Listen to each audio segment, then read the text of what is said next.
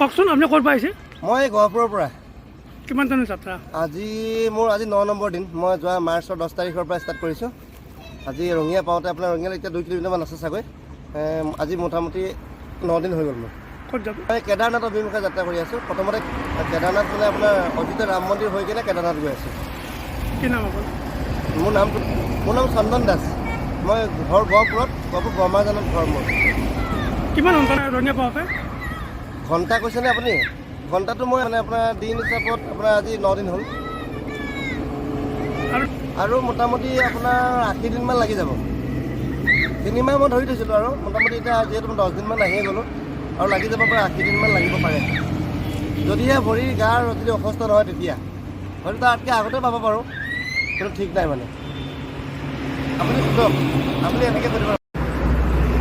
ৰাইজক কিবা মেছেজ দিব নেকি? ৰাইজক মেছেজ মানে মই এটা কথা কওঁ যে কাৰণ আজিকালি মানুহবিলাকৰ চব বিজি।